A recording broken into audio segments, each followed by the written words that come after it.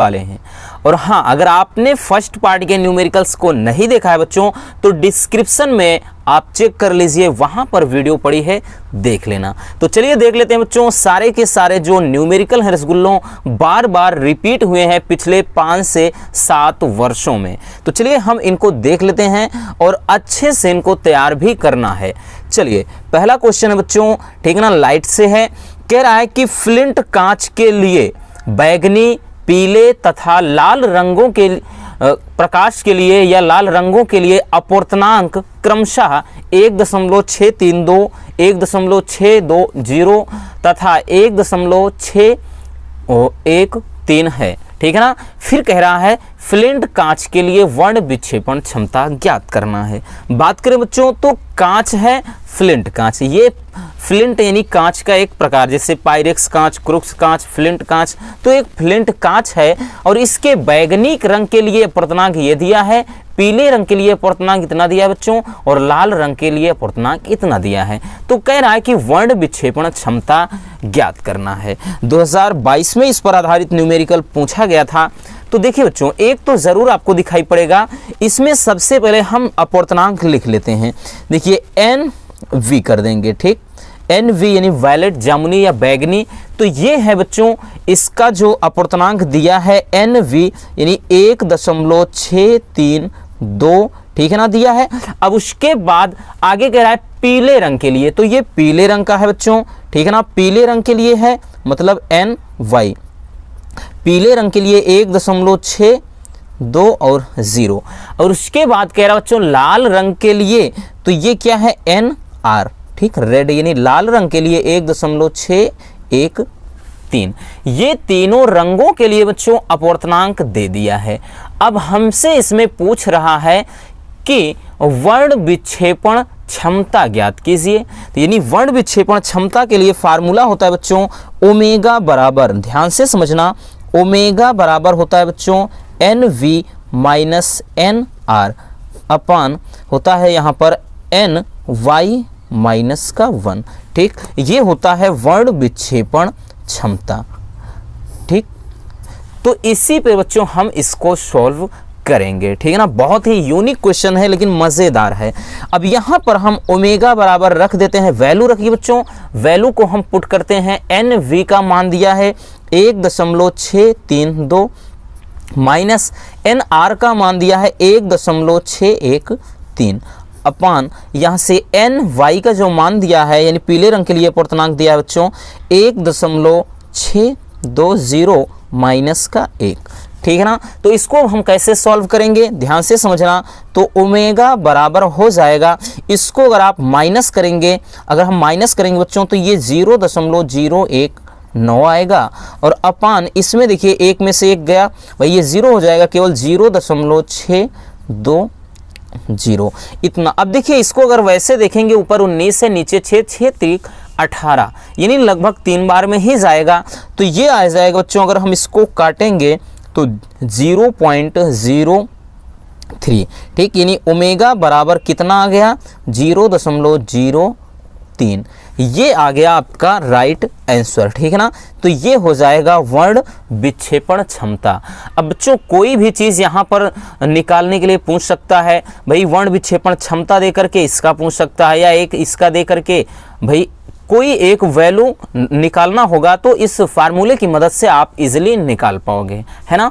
तो चलिए बच्चों स्क्रीनशॉट कर लीजिए, उसके बाद हम देखते हैं नेक्स्ट क्वेश्चन को। चलिए क्वेश्चन नंबर 2, और बात करें बच्चों ये न्यूमेरिकल बहुत ही ज़्यादा महत्वपूर्ण है, मोस्ट इंपॉर्टेंट न्यूमेरिकल है बच्चों, इसलिए इसे आप बिल्कुल भी इग्नोर मत करना, ठीक है ना। इसको अच्छे से तैयार कर लेना। देखिए क्या कहा है, भले ही बच्चों हमने बताया ना कि इसमें देखिए इन सब में फार्मूला एक ही अप्लाई होता है, बस पैटर्न चेंज होगा, भाई किसी में प्रिज्म कोण, किसी में न्यूनतम विचलन कोण, किसी में अपूर्णांक, ऐसे क्वेश्चन पूछा जाता है। तो आपको घबराने की जरूरत नहीं, अगर फार्मूला सब पे एक अप्लाई होता है देन हमें बहुत ज़्यादा टेंशन लेने की ज़रूरत नहीं है।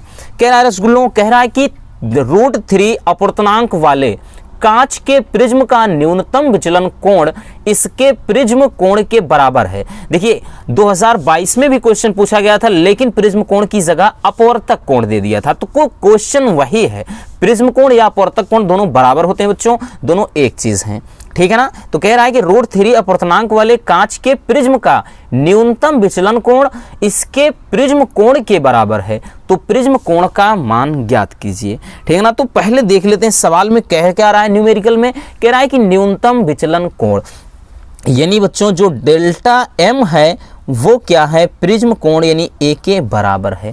तो भाई प्रिज्म कोण a की जगह पर तो a ही होगा, प्रिज्म कोण तो a ही है, लेकिन कह रहा है कि न्यूनतम विचलन कोण डेल्टा m क्या है, प्रिज्म कोण के बराबर है।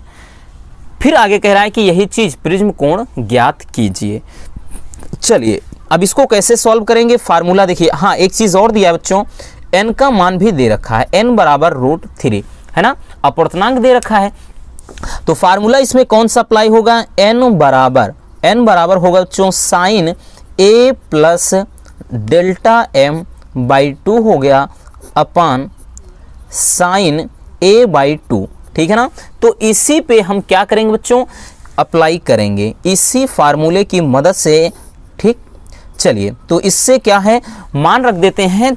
तो मान क्या क्या दिया बच्चों, ध्यान से समझना, n का मान दे रखा है, ठीक। तो n का मान दे रखा है √3 बराबर, n का मान तो √3 हो गया, अपन यहाँ पे बराबर हम रखेंगे साइन। अब देखिए a की जगह पर तो a ही रहेगा बच्चों। फिर कह रहा है कि ये विचलन कोण है, और विचलन कोण किसके बराबर है, प्रिज्म कोण के। देन हम यहाँ पर क्या लिख देंगे, a ही रखेंगे बच्चों, अपान 2 हो गया, फिर रखेंगे अपान साइन a बाई 2, ठीक ना। इतना क्लियर हो गया। चलिए अब हम क्या करेंगे बच्चों, ध्यान से समझिएगा, यहाँ पर √3 इक्वल टू कितना करेंगे, साइन। अब देखिए यहाँ पे 2a हो जाएगा, तो हम इसको लिखेंगे साइन 2a, ठीक है ना, अपान, अरे सॉरी ये अपान 2 था ना, साइन 2a और ये अपान 2 था बच्चों। फिर मेन बटा हो जाएगा साइन a बाई 2। तो यहाँ क्या करिए, ये 2 से आप 2 कैंसिल कर दीजिए, तो यहाँ पर ये से तो ये कट गया बच्चों, 2 से 2। अब क्या बचा, तो √3 बचा बराबर, यहाँ पर ध्यान से समझना बच्चों, बचा है साइन a, तो साइन a हो गया अपान साइन a बाई 2, इतना बचा। आपने अगर बच्चों, अगर हम बात करें, अगर मैथ वाले आप होंगे, देन आपको इतना पता होगा कि साइन a बराबर होता है त्रिकोणमिति में 2 sine a by 2 into cos a by 2, इतना होता है ना, कि 2 sine a by 2 into cos a by 2 ये फार्मूला होता है। तो क्या करेंगे बच्चों, ध्यान से समझना, ये √3 रहेगा बराबर, यहाँ साइन a के स्थान पर ये फार्मूला होता है, लिखेंगे हम 2 sine a by 2 into cos a by 2, और अपान में ये है बच्चों साइन a बाई 2, ठीक है ना, ये है। तो हम क्या करेंगे, साइन a बाई 2 से साइन a बाई 2 काट देंगे, और ये 2 है इसके नीचे लाएंगे, तो ये हो जाएगा √3 बाई 2 बराबर, यहाँ पर बचा केवल कॉस a बाई 2। अब कॉस कितने अंश का, वैल्यू √3 बाई 2 होता है, तो 30 अंश का।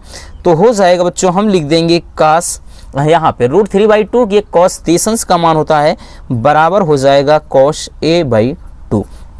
तो ये से ये कट गया। अगर हम इसका क्रिया गुणा करेंगे, यानी यहाँ पर आ गया a बाई 2 बराबर 30 अंश, तो a बराबर कितना हो जाएगा बच्चों, 60 अंश, a बराबर 60 अंश। और यही प्रिज्म कोण आपको निकालना था। तो है क्वेश्चन बहुत ही मज़ेदार बच्चों, बस थोड़ा सा यूनिक है, थोड़ा बायोलॉजी वालों को समस्या हो सकती है, लेकिन कोई दिक्कत नहीं, हम हैं तो समस्या होने नहीं देंगे। तो इस तरह से बच्चों आप बहुत ही इजीली इस क्वेश्चन को सॉल्व कर सकते हैं। तो चलिए इसको स्क्रीनशॉट कर लीजिए, ये है आपका क्वेश्चन और इसका सॉल्यूशन। चलिए अब हम देख लेते हैं नेक्स्ट न्यूमेरिकल। चलिए अब हम देख लेते हैं बच्चों न्यूमेरिकल नंबर 3, और बात करें ये भी मोस्ट इंपॉर्टेंट है, हर साल बच्चों ये न्यूमेरिकल जरूर पूछा जाता है, ठीक है ना। और आपको बता दें सारे के सारे ये जो न्यूमेरिकल आज हम देख रहे हैं सभी या तो 2 नंबर में पूछे जाते हैं बच्चों, या फिर 3 नंबर में। बाकी अगर 5 नंबर वाले न्यूमेरिकल्स को आपको देखना है तब भी आप डिस्क्रिप्शन में वीडियो हमने डाल दिया या फिर प्लेलिस्ट चेक कर लीजिए, वहां से लॉन्ग न्यूमेरिकल आप देख सकते हैं जो 5 नंबर में पूछे जाते हैं। चलिए इसमें क्या कहा है बच्चों, ध्यान से समझिए। कह रहा है कि 2 तरंगों की तीव्रताओं का अनुपात 1:9 है और यदि दोनों तरंगे व्यतिकरण करती हैं यानी मिलती हैं बच्चों, तो कह रहा है कि परिणामी तरंग की अधिकतम व न्यूनतम तीव्रताओं का अनुपात क्या होगा। देखिए बहुत ही इंटरेस्टिंग क्वेश्चन है। चलिए कह रहा है जब भी तीव्रता की बात है रसगुल्लों तो वो I का मान होता है, तो ये I1 रेशियो I2 यानी I1 I2 का जो अनुपात दे रखा है वो दे रखा है 1:9।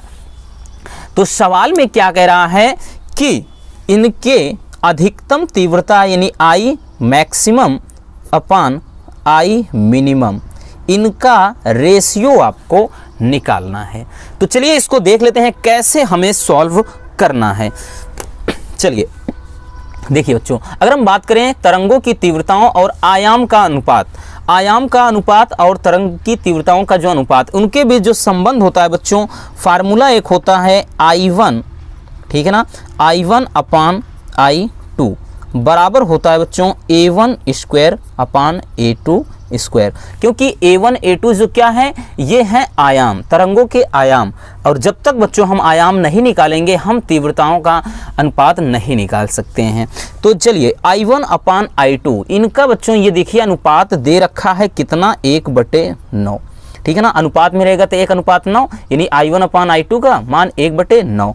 तो ये अनुपात दिया है, बराबर हम क्या करेंगे A1 का स्क्वायर अपान A2 का स्क्वायर, ठीक है ना। तो हम 1 अनुपात मतलब 1/9 को हम क्या लिख सकते हैं बच्चों, इसको हम लिख सकते हैं कितना, 1/3 पूरे का स्क्वायर, ठीक, क्योंकि 1 का स्क्वायर 1 ही होगा और 3 का स्क्वायर 9 होगा।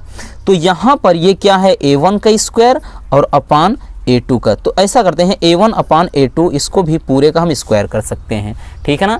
तो ये क्या हो जाएगा, इससे काट दीजिए बच्चों, तो यहाँ पर आपका एक रेशियो निकल कर आया A1 अपान A2 बराबर निकल कर आया 1/3। कहने का मतलब A1 का मान 1 निकल कर आया, A2 का मान 3, ठीक है ना। यहां से ये चीज समझ गए। चलिए अब हम देख लेते हैं फार्मूला बच्चों की अधिकतम और न्यूनतम तीव्रताओं के लिए क्या फार्मूला होता है। तो इसके लिए फार्मूला होता है I, ठीक है ना, I maximum upon I minimum बराबर होता है बच्चों, ध्यान से समझना, A1 प्लस A2 का square upon A1 minus A2 का स्क्वायर। ये होता है उनके तरंगों मतलब अधिकतम तथा न्यूनतम तीव्रताओं का अनुपात, ठीक है ना। कुछ नहीं करना बच्चों, क्या करते हैं, केवल वैल्यू पुट कर दीजिए। A1 का मान कितना अभी हमने बताया, A1 का मान है 1, तो 1 हो गया, प्लस A2 का मान कितना है बच्चों, A2 का मान 3 है, 3 हो गया, स्क्वायर कर दिया आपने, ठीक, अपान क्या रखेंगे, A1 का मान 1 है और माइनस A2 का मान 3 है, इसका भी स्क्वायर कर दिया, ठीक। तो ये क्या हो जाएगा बच्चों, ध्यान से समझना, यहाँ पर भाई 3 1 4, 4 का स्क्वायर कितना बच्चों 16, और अपान यहाँ से 1 में से 3 गए यानी माइनस का 2 होगा, लेकिन स्क्वायर करेंगे तो प्लस हो जाएगा, तो यहाँ पर 4 आ गया, इसको हम काट देंगे, 4 1 कम 4, 4 चौके 16। तो ये जो बच्चों रेशियो आया, क्या आया, I maximum upon I minimum, इनका जो रेशियो आया वो निकल कर आया 4, मतलब 4 अपान यहाँ से 1 हो गया, ठीक, 4/1। तो हम लिखना चाहेंगे I मैक्सिमम अनुपात I मिनिमम बराबर कितना हो जाएगा बच्चों, 4:1। यही क्या हो जाएगा, राइट आंसर हो जाएगा, ठीक है ना। यही क्या हो जाएगा, हमारा आंसर हो जाएगा। मोस्ट इंपॉर्टेंट है, फिर से बोल रहे हैं बच्चों, इसलिए इसे अच्छे से तैयार जरूर कर लेना, ठीक है ना। तो ये है क्वेश्चन और ये रहा इसका सॉल्यूशन। अच्छे से स्क्रीनशॉट कर लीजिए बच्चों, एक बार 2 बार आप इसको प्रैक्टिस करेंगे देन चीज़ें क्लियर हो जाएंगी। चलिए अब हम देख लेते हैं नेक्स्ट न्यूमेरिकल को। चलिए अब हम देख लेते हैं बच्चों न्यूमेरिकल नंबर 4। इसमें क्या कह रहा है, और बात करें बच्चों ये भी मोस्ट इम्पोर्टेंट न्यूमेरिकल है, काफ़ी ज़्यादा इम्पोर्टेंट है, और जिस फार्मूले पर ये लगेगा बच्चों वो फार्मूला बहुत ही ज़्यादा इंटरेस्टिंग है और बहुत ही मज़ेदार है, ठीक है ना। चलिए क्वेश्चन पहले देख लेते हैं कि क्वेश्चन क्या कह रहा है। कह रहा है कि यंग के द्विक या द्विरेखा छिद्र प्रयोग से स्लिटों से पर्दे की जो दूरी है वो 100 सेमी, और कह रहा है कि प्रकाश की तरंग दैर्घ्य 5000 एंगस्ट्रॉम तथा स्लिटों के बीच की दूरी 0.05 सेमी है, तो फ्रिंज की चौड़ाई ज्ञात कीजिए। बहुत ही यूनिक क्वेश्चन है बच्चों, लेकिन बहुत ही सिंपल है। इसमें देखिए आपको कुछ चीज़ें ध्यान में रखना होगा। अगर जब भी कहे स्लिटों मतलब स्लिट से पर्दे की दूरी, स्लिट से पर्दे की दूरी के बारे में कहा जाए बच्चों कैपिटल डी होगा। कान खोलकर अच्छे से सुन लीजिए, स्लिट से पर्दे के बीच की दूरी, स्लिट का मतलब एक रेखा छिद्र है, ठीक है ना, एक कोई पतला सा, और उससे पर्दे की दूरी अगर कहेगा तो वो कैपिटल डी का मान होगा, और ये दिया है जनाब कितना 100 सेंटीमीटर। तो हम एक काम कर लेते हैं बच्चों, इसको मीटर में कन्वर्ट करेंगे तो 100 सेमी में भाई साहब 1 मीटर होते हैं, क्योंकि बिना मीटर में आप लगाएंगे बच्चों तो न्यूमेरिकल आपका गलत हो जाएगा, ठीक है ना। इसलिए चाहे मिलीमीटर, सेंटीमीटर, नैनोमीटर कुछ भी दिया हो, आप पहले उसे मीटर में कन्वर्ट करेंगे, देन उसके बाद ही न्यूमेरिकल लगाएंगे। फिर आगे कह रहा है बच्चों प्रकाश का तरंग दैर्घ्य, तो रसगुल्लों ये क्या है, लैम्डा का वैल्यू है 5000 एंगस्ट्रॉम। देखिए हमने बताया ना किसी में भी रहे पहले मीटर में कन्वर्ट करिए। ये 5000 एंगस्ट्रॉम है, इसको करेंगे क्या हम इसको लिखेंगे भाई साहब 5000 गुणे 10 के घात -10 मीटर, क्योंकि एक एंगस्ट्रॉम में क्या होता है बच्चों, एक एंगस्ट्रॉम में 10 के घात -10 मीटर। तो इसको हम सही से लिखेंगे 5 गुणे 10 के घात -7 मीटर हम कर सकते हैं, ठीक है ना। आगे कह रहा है कि स्लिटों के बीच की दूरी, यानी जो स्लिट होता है, स्लिट के बीच की जो दूरी होती है बच्चों, उसे हम दर्शाते हैं स्मॉल डी से। ध्यान देना, पर्दे और स्लिट के बीच की दूरी कैपिटल डी और स्लिट के बीच की दूरी स्मॉल डी, ठीक है ना। और ये कितना दिया है बच्चों, ये दिया है 0.05 सेमी।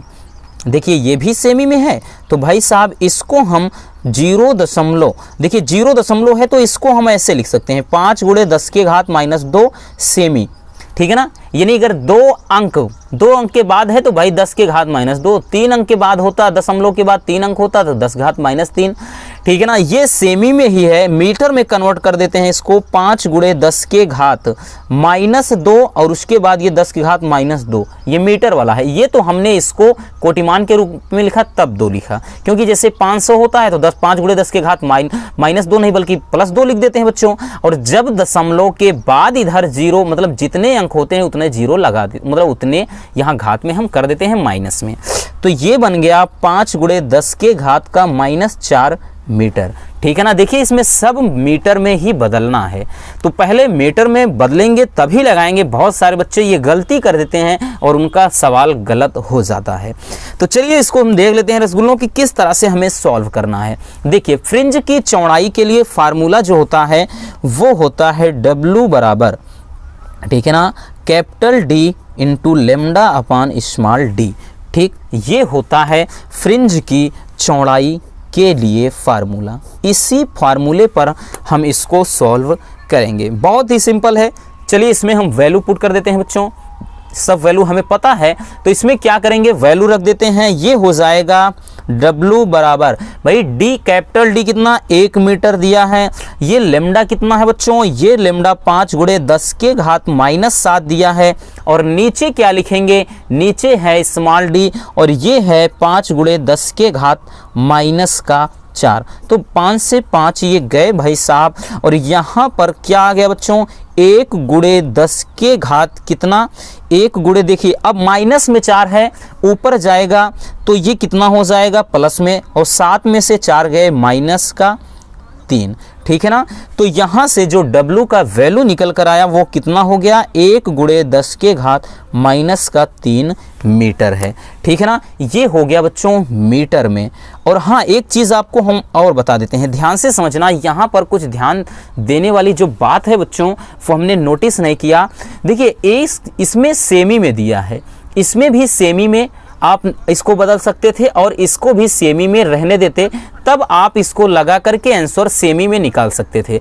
लेकिन कोई दिक्कत नहीं, आपको मीटर में तो निकालना पड़ेगा ही, क्योंकि भाई ये एंगस्ट्राम था तो इसको सेमी में बदलने में बहुत सारे बच्चों को दिक्कत होती, इसलिए सभी को आप मीटर में ही कन्वर्ट किया करो। तो चलिए इसको स्क्रीनशॉट कर लीजिए, ये है आपका क्वेश्चन और ये रहा सॉल्यूशन।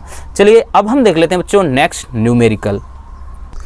चलिए इसमें क्या कह रहा है बच्चों, क्वेश्चन नंबर 5 कह रहा है कि 3000 एंगस्ट्राम तरंग दैर्ध्य के फोटॉन की ऊर्जा ज्ञात कीजिए, ठीक ना। यानी 3000 एंगस्ट्राम तरंग दैर्ध्य है और इस तरंग दैर्ध्य की जो है हमें ऊर्जा, यानी इस तरंग दैर्ध्य के लिए फोटॉन की ऊर्जा ज्ञात करना है। यानी इसमें जो वैल्यू देखेंगे बच्चों तो केवल एक वैल्यू है, वो है लैम्डा। कितना, 3000 एंगस्ट्राम। हमने बताया ना मीटर में कन्वर्ट करिए तो 3 × 10 के घात, ठीक है ना। पहले क्या लिख सकते हैं, 3 × 10 के घात -7, ठीक। वो कैसे अभी देख सकते हैं, हमने इसके पहले भी बताया बच्चों। इसको हम लिख सकते हैं 3000 और × 10 के घात -10, क्योंकि एक एंगस्ट्राम में 10 के घात -10 मीटर। अब यहाँ से 3 0 इसका है बच्चों, तो 10 में से 3 गए -7, ये आ गया इतना मीटर में, है ना। तो इसको अच्छे से समझ लेना। अब यहाँ पर हम कह रहे हैं बच्चों फोटॉन की ऊर्जा यानी E का मान आपको निकालना है। और फोटॉन की ऊर्जा के लिए जो फार्मूला होता है E बराबर होता है बच्चों h न्यू, लेकिन न्यू का मान तो हमें पता नहीं है। और यहाँ पर ध्यान से समझना, चूंकि न्यू बराबर होता है C/λ, तो इसलिए बच्चों यहाँ से हम लिख देंगे E बराबर h, और देखिए इसके स्थान पे C/λ तो hc/λ। अब काम हमारा आसान हो गया, ठीक है ना। अब हमारा काम आसान हो गया रसगुल्लों। अब हम क्या करेंगे, ध्यान से समझिए। अब वैल्यू हमें सब पता है, h का मान हमें पता है बच्चों, क्योंकि देखिए h का जो मान होता है 6.6 × 10 के घात -34 का जूल सेकेंड। आपको नहीं याद, डोंट वरी, ये कांस्टेंट होते हैं, ये सब नियत वैल्यू हैं और इनका मान क्वेश्चन पेपर में एकदम लास्ट पेज में दिया रहता है। और c है तो भाई साहब c क्या है, प्रकाश की चाल, तो 3 × 10 के घात 8 मीटर प्रति सेकेंड होता है। अगर इसका सब मान नहीं याद बच्चों, डोंट वरी, जहां पर जिसकी जरूरत होती है वो क्या है, दिया रहता है पीछे। तो यहां पर हम इस पर वैल्यू पुट कर देंगे तो E बराबर हो जाएगा, h का मान कितना है बच्चों, ध्यान से समझना, h का मान 6.6 × 10 के घात -34। C का मान क्या हो जाएगा बच्चों, 3 × 10 के घात 8, 3 × 10 के घात 8 हो गया। और उसके बाद लैम्डा का जो मान दिया है वो है 3 × 10 के घात कितना, -7। अब देखिए 3 से हम 3 काट देंगे, ठीक है ना। तो यहाँ पर ये क्या निकल कर आया, ध्यान से समझना, E बराबर हो जाएगा बच्चों, इसमें देखिए इसमें बचा है 6.6 × 10 के घात, इसमें देखिएंगे ये माइनस का है और ये ऊपर जाएगा बच्चों प्लस का हो जाएगा, माइनस में 7 है ऊपर जाएगा प्लस, तो 8 7 ये 15 हो गए और यहाँ पर -34 है तो ये घटेगा, यानी यहाँ पर 10 के घात -34 और × 10 के घात ये 15। तो इसको अगर हम घटाएंगे बच्चों तो ये हो जाएगा कितना, 6.6 × 10 के घात -19। और ये E है यानी ऊर्जा है, और ऊर्जा का जो मात्रक होता है रसगुल्लों वो क्या होता है, जूल। तो यही क्या हो जाएगा, हमारा राइट आंसर हो जाएगा। तो चलिए बच्चों इसको स्क्रीनशॉट कर लीजिए, काफ़ी ज़्यादा इंपॉर्टेंट क्वेश्चन है, अच्छे से इसको तैयार कर लेना। चलिए अब हम देख लेते हैं नेक्स्ट न्यूमेरिकल। चलिए अगला जो न्यूमेरिकल है क्वेश्चन नंबर 6 है बच्चों, इसमें देखते हैं क्या कह रहा है, ये भी मोस्ट इंपॉर्टेंट है। और हाँ आपको हम बता दें बच्चों, ये हमने सारे न्यूमेरिकल ये आपके अनसॉल्व पेपर से उठाए हैं, चैप्टर वाइज हमने इनको बस सेट कर दिया है, लेकिन सारे न्यूमेरिकल बच्चों आपके हमने अनसॉल्व पेपर से ही उठाया है। इसीलिए कह रहे हैं इनको अच्छे से तैयार जरूर कर लेना, क्योंकि यही क्वेश्चन बच्चों बार बार रिपीट होते हैं। कह रहा है कि एक उत्तेजित हाइड्रोजन परमाणु की ऊर्जा -3.4 इलेक्ट्रॉन वोल्ट है। तो इलेक्ट्रॉन के कोणीय संवेग की गणना कीजिए। एक दिया है बच्चों ऊर्जा En का मान दिया है -3.4 इलेक्ट्रॉन वोल्ट में दिया है, ठीक है ना। अब हम क्या करेंगे बच्चों, और पूछ रहा है कोणीय संवेग ओमेगा का मान पूछ रहा है।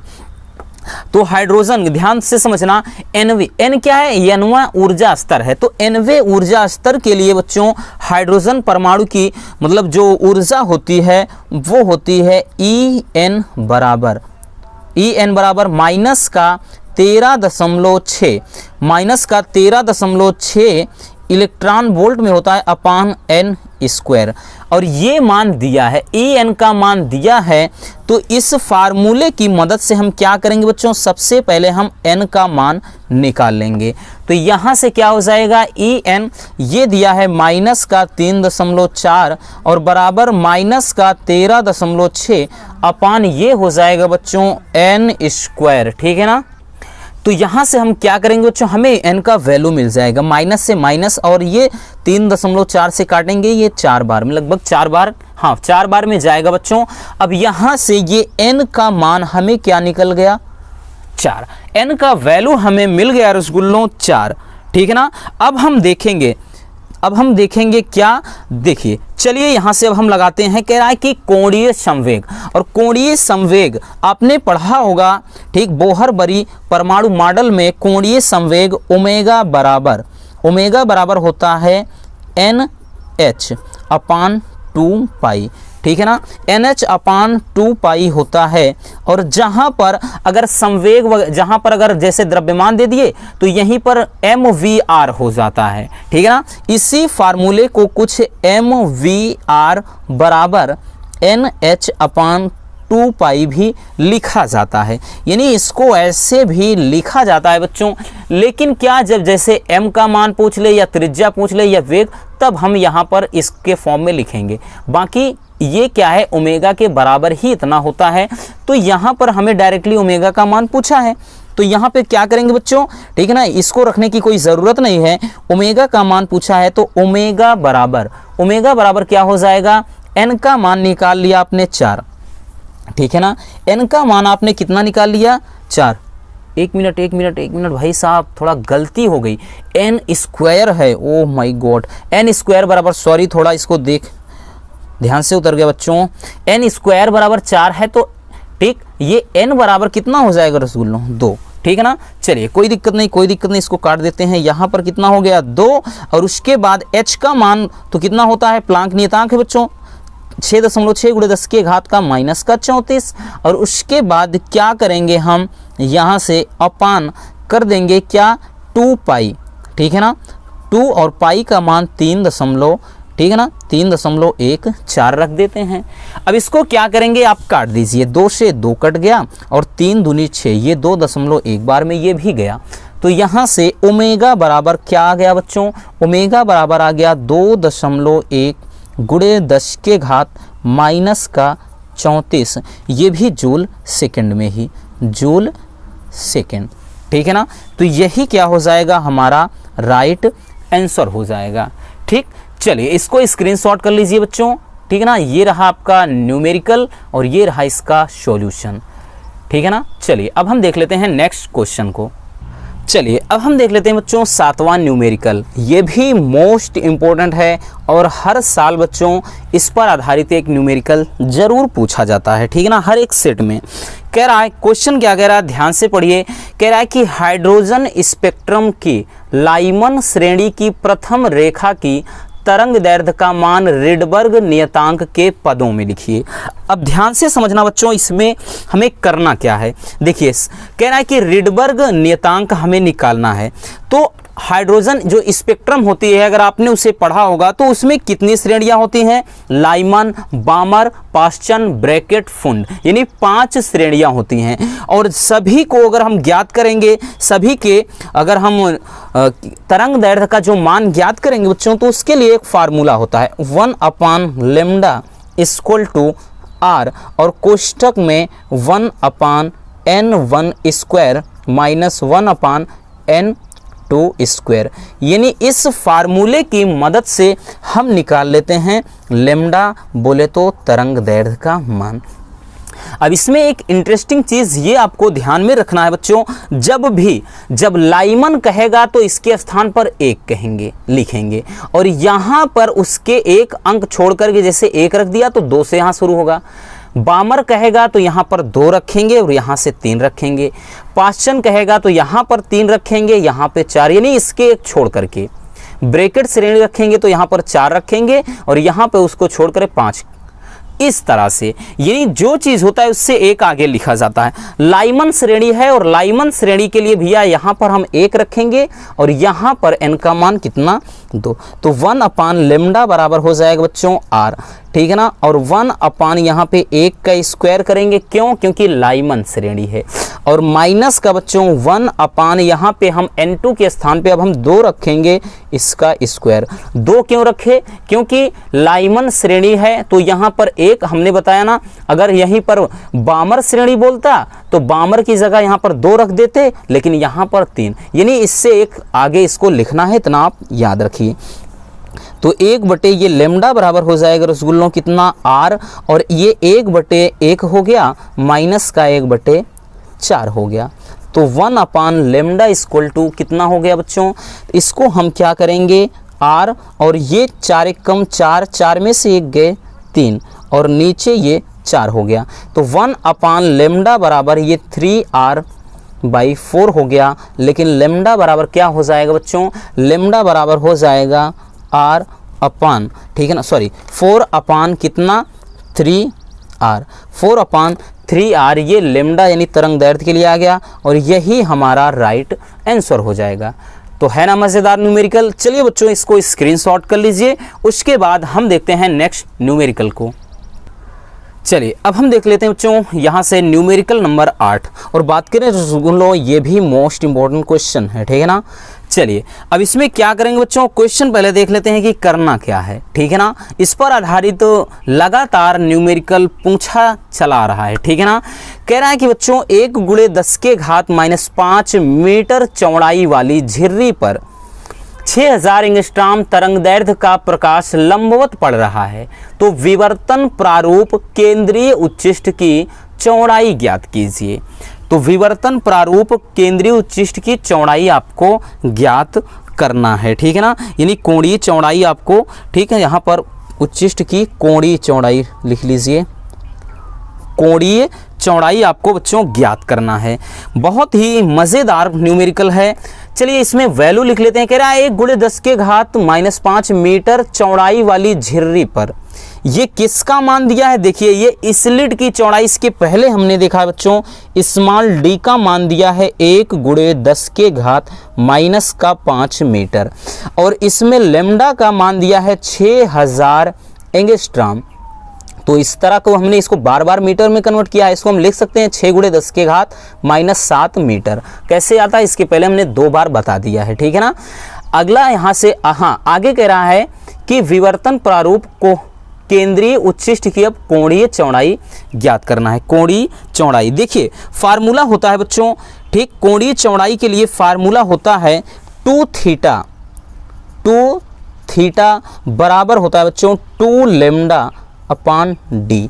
2λ/d ये क्या होता है? केंद्रीय उच्चिष्ट की कोणीय चौड़ाई के लिए फार्मूला, ठीक। अब ऐसा नहीं कि थीटा का मान निकालेंगे, 2 थीटा पूरा होता है, 2 थीटा बच्चों पूरा का पूरा होता है केंद्रीय उच्चिष्ट की कोणीय चौड़ाई। अब इस पर हम वैल्यू पुट करेंगे 2 थीटा बराबर 2 × लेम्डा का मान 6 × 10⁻⁻7 पुट करेंगे बच्चों, अपान d का मान कितना दिया है? तो d का मान दे रखे हैं, हाँ यहाँ पर दिया है 1 × 10⁻⁻ का कितना बच्चों? ये 10⁻⁻5 ये आ गया है ना। तो इसको क्या करते हैं, इसको सही तरीके से हम लिखेंगे जब, तो हो जाएगा 2 थीटा इक्वल टू ये 6 दूना कितना हो गया बच्चों? 12 × 10⁻, ये ऊपर जब जाएगा माइनस का 5 है, ऊपर जाएगा प्लस का 5 हो जाएगा, तो 7 में से 5 गए रसगुल्लो कितना? -2, -2 ये हो जाएगा रेडियन, इतना रेडियन, ठीक है ना, रेडियन, क्योंकि क्या है, कोण का मात्रक है। तो कोणीय चौड़ाई कितना आ गया, 12 × 10⁻² रेडियन, यही आपका राइट आंसर हो जाएगा। अब ऐसा नहीं कि इसको 2 से यहाँ काट देना, नहीं, 2 थीटा पूरा का पूरा कोणीय चौड़ाई के लिए होता है, ठीक है ना। फार्मूला आप देख रहे होंगे, ठीक। तो चलिए बच्चों, इसको स्क्रीनशॉट कर लीजिए, काफ़ी मज़ेदार न्यूमेरिकल है। तो बस आज के इस वीडियो में इतना ही। वीडियो कैसी लगी बच्चों ज़रूर बताइएगा, और हाँ, वीडियो पसंद आई है तो प्लीज़ बच्चों इस मेहनत के लिए एक लाइक ज़रूर कर देना, क्योंकि आपके लिए हम इतना मेहनत कर रहे हैं, तो आपका भी फ़र्ज़ होता है कि वीडियो को ज़्यादा से ज़्यादा प्यार दें। तो नए हैं तो चैनल को सब्सक्राइब जरूर कर लीजिए। मिलते हैं किसी और ऐसे मजेदार वीडियो के साथ। Love you, bye bye, take care. और हाँ, इसकी PDF चाहिए तो लिंक डिस्क्रिप्शन में है, वहाँ पर टेलीग्राम ग्रुप को ज्वाइन कर लीजिए, वहाँ पर आपको PDF मिल जाएगी।